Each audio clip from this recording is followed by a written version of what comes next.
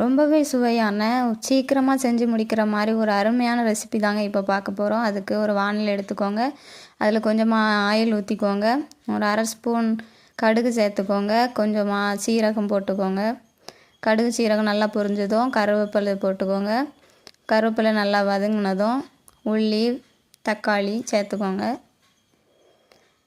உள்ளியும் தக்காளியும் நல்லா ஆப்பை விட்டு கிண்டி நல்லா வேக வச்சுக்கோங்க.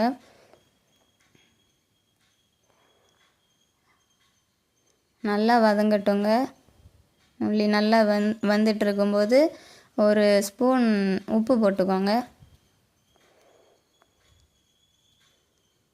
நல்லா வதங்கட்டுங்க. இது இன்றைக்கு திருமண நாள் பிறந்த நாளை காண்கிற அனைவருக்கும் பிறந்த நாள் வாழ்த்துக்களை தெரிவித்துக் கொள்கிறேன்.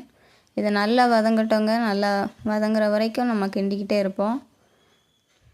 உள்ளியும் தக்காளியும் நல்லா வெந்த உடனே மசாலா பொருள் சேர்க்க போகிறோம். கரம் மசாலா, மஞ்சள் பொடி, சிக்கன் மசாலா, மல்லிப்பொடி, மஞ்சள் பொடி எல்லாத்தையும் போடுங்க.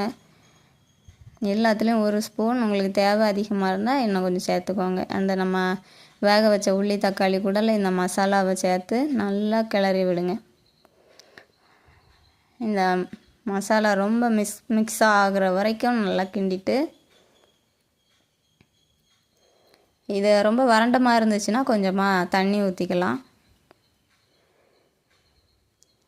இல்லை நமக்கு கெட்டியாக தான் வேணும், சாதம் தான் கிண்ட போகிறோம், அதுக்கு கெட்டியாக வேணும்னாக்கி அப்படியே வச்சுக்கலாம். இதில் தண்ணி ஊற்றி கொதிக்க வச்சா கூட அது குழம்பா கூட நம்ம சப்பாத்தி தோசைக்கெல்லாம் யூஸ் பண்ணிக்கலாம்.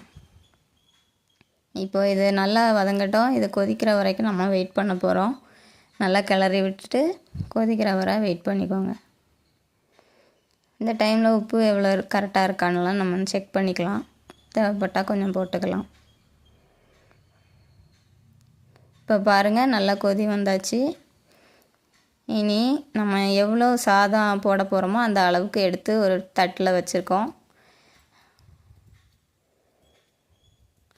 இப்போது அந்த சாதத்தை அப்படியே நம்ம பண்ணி வச்சுருக்க கலவை கூடால மிக்ஸ் பண்ணி நல்லா அதை கலந்து விட்டுக்கோங்க.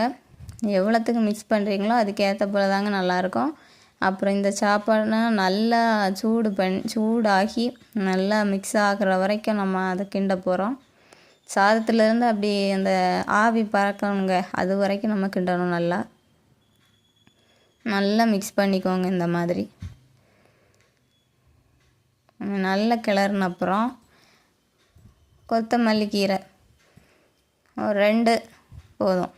அதை எடுத்து நல்லா கட் பண்ணி அந்த சாப்பாடு கூடால போட்டு அதையும் கிண்டுனீங்கன்னா